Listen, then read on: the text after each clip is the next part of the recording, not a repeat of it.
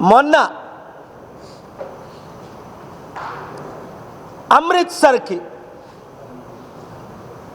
American military ప్లేన్లో మన భారతీయుల్ని, ఈ మహాగుజ్జుల్ని, గుజరాతీస్ని, పంజాబీస్ని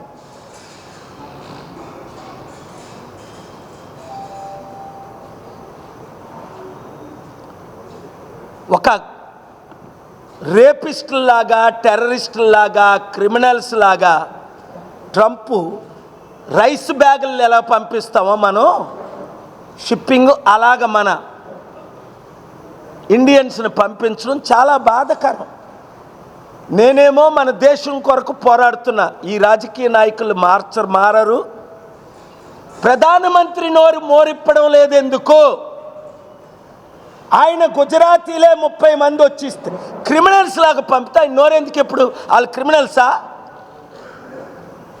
జయశంకర్ జనవరి 20వ తారీఖుని వెళ్ళి ట్రంప్ ఇనాగరేషన్కి మన విదేశీ శాఖ మంత్రి, సిగ్గులేని మంత్రి, తక్షణమే రాజీనామా చేయాలి. మోదీకి చేత కాకపోతే తక్షణమే రాజీనామా చేయి, అమిత్ షా నా మిత్రుడిని ప్రైమ్ మినిస్టర్ చేయండి. ఆయన నా మాట వింటారు. ఆయన నేను కలిసి పోరాడతాం. మన భారత సత్తా చూపిద్దామని ఉంది. మన తెలుగు సత్తా ఎన్టీ రామారావు చూపించాడు ఇందిరాగాంధీకి. ఇందిరాగాంధీ దేశానికి కాదు ప్రపంచానికి మన ఇండియన్ సత్తా చూపించింది. ఏమయ్యారు? ఏది ఆ పివి నరసింహరావు? ఏది ఆ ఇందిరాగాంధీ? ఏది ఆ మహాత్మా గాంధీ? ఏది? ఎక్కడున్నాడు ఆ అంబేద్కర్?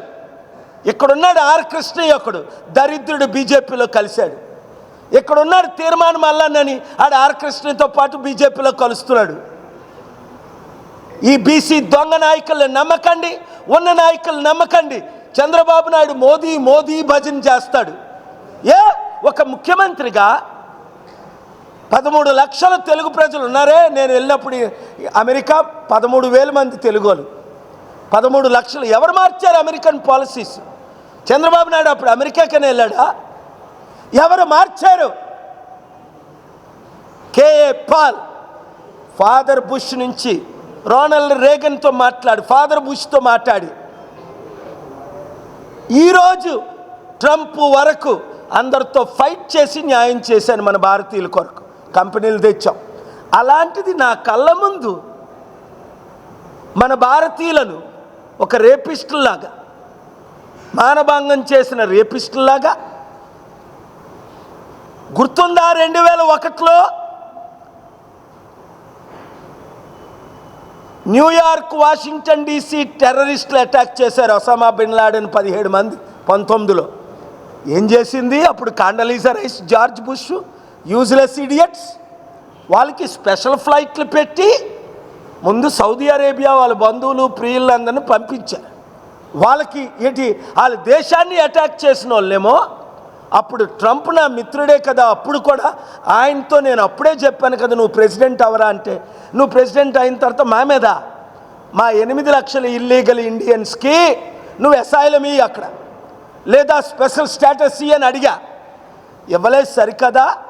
టెర్రరిస్టుల్ని, రేపిస్టుల్ని క్రిమినల్ని ట్రీట్ చేసినట్టు చేస్తే సహించేది లేదు. KAPAL.org. ప్రతి ఇండియన్ వినండి, ప్రతి తెలుగోడు ముందు వినండి. డాక్టర్ కేఏ పాల్ యాప్ పనిచేస్తే యాప్లో జాయిన్ అవ్వండి. చాలా లక్షల మంది జాయిన్ అయిపోతున్నారు. KAPAL.orgలో మాత్రం ఇప్పుడు అమెరికాలో ఉన్న ఇల్లీగల్, లీగల్ రెసిడెంట్స్ మాత్రమే జాయిన్ అవ్వండి.